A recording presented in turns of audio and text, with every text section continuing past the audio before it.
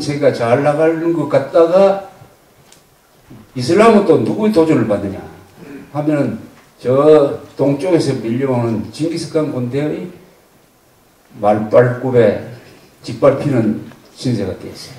1259년에 이슬람 세계의 수도인 바그다드를 정복하고 그 다음에 그 전에 저 이란 근방에 있던 홀라점이라는 나라를 없애버리고 징기스칸 군대가 서쪽으로 가면서는 주로 이슬람 세력하고 싸웁니다. 천산산맥을 넘어서부터는 이슬람 세력이에요. 그래서 징기스칸의 원정은 주로 이슬람하고 싸우는 거였어요. 나중에는 저 헝가리나 저 독일 쪽으로 쳐들어가서 기독교 군대하고 싸웁니다만 주공은 이 이슬람 세계로 들어왔어요.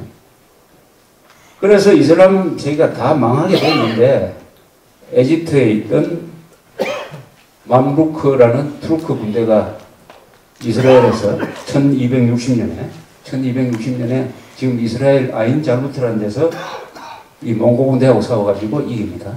그래서 더 이상 아프리카로 가지 못하게 방파제를 딱 하나 쳤어요. 그 다음에 재밌는 일이 일어나요. 이 중앙아시아나 중동이나 저 나중에 아나톨리아 반도 이게 바로 터키인데 이쪽으로 진출한 이 몽고족, 투르크족이 뭐가 되어버리느냐 이슬람 교도가 되어버립니다. 이슬람화 되어버려요. 이슬람을 치고 이슬람을 말살시킨 것이 아니라 이슬람 교도가 되어버려요. 투르크족이 더구나 용맹한 이 투르크족이 이슬람 교도가 되어버립니다. 그러니까 어떻게 됐냐 이슬람 세력이 더 커져버렸어요. 이게 위대한 문명을 가진 나라는 이런 흡수력이 있는 거죠. 바로 중국이 그런 거 아닙니까? 중국의 그 찬란한 문화, 한자 유교 문화 때문에 중국을 점령하기는 점령을 하는데 점령해놓고는 나중에 어떻게 됩니까? 녹아 들어가 버리죠. 녹아 들어가 버립니다. 이 문명이라는 게 그렇게 힘이 있습니다. 지는 것 같지만 나중에 이게 바로 이슬람이 투르크, 몽고 군대로부터 당해가지고 처참하게 졌는데 나중에 보니까 이슬람을 친 사람들이 다 이슬람 교도가 되어버렸어요. 이슬람 교도. 이거 하나 빠뜨렸는데 아까 아바시드 왕조가 바그다드로 갔다는 의미는 뭐냐면 이란이 페르시아가 이슬람화 됐다는 의미입니다. 페르시아가 이슬람화 되면서 이게 이슬람이 아랍 문자를 쓰는 아랍 종교에서 세계적 종교가 된 거예요. 그 전에 나라를 아랍 제국이라고 하고 그 뒤부터 아바시드부터 우리가 이슬람 제국이라고 합니다. 즉 이슬람이 이란 사람들은 아랍 쪽이 아닙니다. 이슬람은 그 이란 사람들은 오히려 계통적으로 독일 계통, 게르만족하고 같은 인종이에요. 페르시아부터 시작되는 아주 세계 유수한 문명을 자랑하는 사람들이 이슬람화 되니까 이 이슬람이 사막 종교에서 세계적인 고급 종교로 업그레이드가 됩니다. 종교가 이렇게 많이 퍼지려면 신앙만 발달해서는 안 됩니다. 그것을 표현할 수 있는 예술이 있어야 돼요. 음악, 미술, 특히 건축 이런 게 있어야 그 종교가 문화와 예술을 갖게 되고 아주 풍성해집니다. 유럽을 여행을 해보면은 우리가 관광거리로 생각하는 것은 거의 다 종교 건물입니다. 거의 다 종교 건물입니다. 그리고 유명한 미술품 거의 다 종교화입니다. 종교화. 서양 음악의 기초는 뭐냐? 교회 음악에서 출발한 거예요. 이 종교라는 것은 예술과 문학의 요람입니다. 요람. 이런 종교라야 세계 종교가 되었어요. 이슬람이 이란을 점령을 하면서 바로 그 세계 종교가 된 것입니다. 동시에 이 사움자라는 기병전술이 뛰어난 투르크족이 이슬람화되면서 이슬람이 힘이 센 종교, 군사력이 원래부터 군사력이 강했지만 이제는 세계에서 제일 사움자라는 투르크족이 이슬람화되면서 이슬람의 군사력이 커졌어요. 대단한 군사력을 갖게 됐습니다. 그 뒤에 주도권을 잡은 나라가 어디냐? 바로 오스만 터키라는 나라죠. 오스만 터키. 오스만 터키가 지금의 터키를 중심으로 해가지고 세계적인 대제국을 만들어가기 시작을 합니다. 만들어가기 시작해요. 그 군사력이 바로 이게 투르크족이 이슬람화 되면서 이렇게 시작됩니다. 이슬람 세계의 전성기는 언제냐? 이슬람의 전성기는 언제냐? 이렇게 묻는다면은 1517년에서 1500년대 말쯤 되는 16세기입니다. 16세기에 이슬람 세력이 피크에 도달했어요. 그 누구 때문이냐? 오스만 터키 때문입니다. 오스만 터키라고 불리는 이유가 있어요. 그게 터키족이에요. 투르크족이에요. 돌골족입니다. 오스만은 부족 이름입니다. 그 부족이 지금 원래 지금 몽고고원 지대에 살다가 이게 서쪽으로 가가지고 아나톨리아 반도로 들어가서 나라를 만든 것이 오스만 터키입니다. 오스만 터키. 오스만 터키가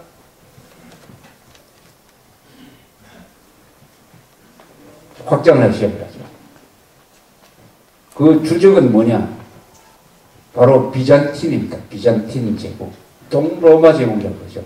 비잔틴 제국이라고 그러기도 하고 서로마에서 갈라진 동로마 제국이라고 불리기도 하고 그 수도는 콘스탄티노플, 콘스탄티누스 대제가 만든 콘스탄티노플, 아시아와 유럽에 걸쳐 있는 도시죠. 이스탄불. 그래서 이스탄불 점령을 목표로 합니다. 오스만 터키는 이스탄불을 점령을 했습니다. 이스탄불은 기독교의 두 개 중심지 중에 하나죠. 하나는 로마고 하나는 콘스탄티노플이죠. 즉 그리스 정교의 중심지인 콘스탄티노플을 점령을 하기 위해서 야금야금 먹어가기 시작하다가 마지막에는 주변 도시 다 묶고 드디어 1453년 아주 역사적인 해입니다. 1453년 오스만 터키의 메흐메트 2세라는 사람이 이 콘스탄티노플을 점령을 합니다. 유럽 사람으로서는 정말 자존심 상하는 거죠. 기독교의 2대 중심지 중에 하나가 이스탄불 이슬람 세력에 넘어가가지고 이름도 콘스탄티노플에서 이스탄불로 바뀌어버립니다. 1453년입니다. 1453년이면은 우리나라 아마 세종대왕 무렵일 거예요. 세종대왕 무렵. 1453년. 명나라 시대에 해당해요. 명나라 시대. 그 점령하는 과정이 아주 재밌습니다. 이 오스만 터키는 아주 이게 그때만 해도 국력이 충실해가지고 여러 가지 이게 물량면에서 압도적인 우세를 보였습니다. 그 콘스탄티노플을 공략을 하려면은 그 바다 앞으로 이 배를 보내야 되는데 바다를 통해서 들어가려니까 이게 봉쇄가 돼가지고 안 되고 하니까 어떻게 했느냐 하면 그 언덕 위에다가 레일 비슷한 걸 깔아가지고 배를 그 레일을 깐 그 위로 보내가지고 언덕을 넘어가지고 배를 육상으로 수송을 해가지고 옮기는 이런 작전까지 썼습니다. 마지막 비잔틴 황제는 거기서 전사를 했죠. 이스탄불에 가보시면 제일 유명한 건물 하나가 있습니다. 성 소피아 사원이라고 불려요. 성 소피아 사원이라고. 이게 6세기에 만들어진 동로마 제국에서 가장 전성기 때 유스티니아누스 황제가 만든 엄청나게 큰 돔 너비만 해도 한 40m가 되는 6세기에 만들어진 건축물입니다. 지금도 아주 그 모습 그대로 가지고 있습니다. 아마 종교 건물 중에서 세계에서 어떻게 보면 가장 잘 지은 건물이고 가장 오래된 건물 중에 하나입니다. 요걸 점령을 해가지고 이걸 부수지 않아요. 이슬람 사람들이 그걸 부수지 않습니다. 어떻게 하느냐. 그 옆에다가 이슬람 그 모스크에 가보면은 미나렛이라고 있습니다. 탑을 4개를 세워버립니다. 그래놓고 이것을 사원이다라고 선언을 해버려요. 사원이 아니라 모스크라고 선언을 해버립니다. 그래서 성당이 사원으로 바뀌었어요. 그게 지금 가면은, 지금 어떻게 되어 있냐. 박물관으로 바뀌어 있습니다. 그건 왜냐. 케말파시아가 정교 분리를 한 이후에 그걸 박물관으로 바뀌었습니다. 이게 1453년. 이렇게 해서 오스만 터키가 이제 유럽에 엄청난 위협을 하기 시작했습니다. 그러다가 1517년이면 역사적인 해입니다. 1517년은 인류 역사상 가장 중요한 사건이 난 해입니다. 바로 마틴 루터의 종교개혁이 시작된 해입니다. 그건 독일에서 시작됐죠. 바로 그 같은 해, 1517년에 오스만 터키가 이집트를 정복해요. 이집트를 다스리던 맘루크라는 이 투르크 계통의 이 전사 집단을 끊고 에집트를 정복함으로써 오스만 터키가 더 큰 나라가 됩니다. 에집트의 찬란한 문화뿐만 아니라 나일강의 농업 생산력이 굉장히 강하니까 그렇게 하면서 중동에서 카이로가 제1도시였는데 바로 이스탄불로 그 주도권도 넘어갑니다. 1517년. 이때 오스만 터키의 황제죠. 황제가 유명한 사람입니다. 슐레이만 데지라는 사람입니다. 슐레이만 데지라고 하면은 유럽 사람들은 모르는 사람이 없어요. 그 사람한테 워낙 당해놓으니까. 슐레이만 데지라고 하면은 아마 이슬람 문화권에서 배출된 가장 위대한 황제 중에 한 사람입니다. 슐레이만 데제. 이 슐레이만 데제는 오스만 터키를 최대한 확장했습니다. 그러다가 1529년에요. 1529년 우리나라로 하면 한 성종 시절쯤 돼요. 연산군 이 시절쯤 돼요. 이때 비엔나를 쳐들어갑니다. 오스만 터키 군대가 지금 오스트리아를 쳐들어가가지고 비엔나를 포위해요. 1529년에. 그때 동원한 군대가 한 12만 명을 동원했습니다. 12만 명을 동원해서 대포도 끌고 가가지고 비엔나를 공격하는데 지키는 군대는 한 3만 명밖에 되지 않았습니다. 그러나 잘 지켰어요. 잘 지키고 또 춥고 그래가지고 한 15일 동안 포위를 했다가 돌아갑니다. 철수를 해버립니다. 요게 이슬람이 유럽을 가장 심각하게 위협했던 거죠. 1529년. 돌아가면서 뭘 남겼느냐. 오스만 터키 군대가 뭔가 이상한 무슨 뭐 음료수 비슷한 것도 아니고 뭐 남겼는데 오스트리아 사람들이 먹어보니까 아주 맛이 있어요. 그게 커피가 됐습니다. 커피. 그래서 그 커피가 1529년에 비엔나 포위전에서 유럽으로 퍼져가기 시작했고, 그래서 아마 비엔나 커피가 유명한 모양입니다. 커피 하면 비엔나 커피라고 옛날에 유명했잖아요. 실제 비엔나에 가보면 좋은 커피점이 많아요. 그래서 아까 이 751년에 이 탈라스 결전에서는 종이가 유럽으로 들어가고 1529년에 비엔나 공방전에서는 터키에 의해서 커피가 유럽으로 퍼졌습니다. 그 다음에 한 번 더 100년 뒤에 약 150년 뒤군요. 150년 뒤에 한 번 더 비엔나가 포위된 적이 있습니다.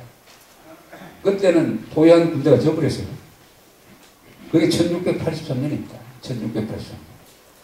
이슬람이 그 뒤로는 쇠퇴를 합니다. 1683년. 17세기 말. 그러다가 1794년에 드디어 나폴레옹이 군대를 이끌고 오스만 터키 지배를 받았던 이집트를 정복을 하죠. 또 한 번 더 밀리기 시작합니다. 이제 역전이 되죠. 역전. 요 사이에 유명한 해전이 또 하나 있어요. 이 슐레이만 대제 시절에 힘이 강해진 이 터키는 원래 지상군 중심의 부대입니다. 몽고 군대니까 몽고 투르크 전통을 이어받은 군대는 이거 육상에서는 잘 싸워요. 말을 잘 모르니까. 그러나 이 배를 잘 몰지를 못합니다. 수전에서는 약해요. 수전에서 이겨본 적이 별로 없어요. 그러나 오스만 터키는 우리는 해군도 한번 길러보자 해가지고 해군을 막 증강합니다. 그러니까 유럽이 더 이 지중해 제해권을 놓고 한번 싸웁니다. 지중해 제. 그래서 스페인, 그 당시 스페인이 유럽에서 1등이죠. 스페인은 아메리카 대륙을 원정하는 콜럼버스를 응원을 해가지고 일찌감치 신대륙으로 진출을 하는 과정에서 해군력을 길렀어요.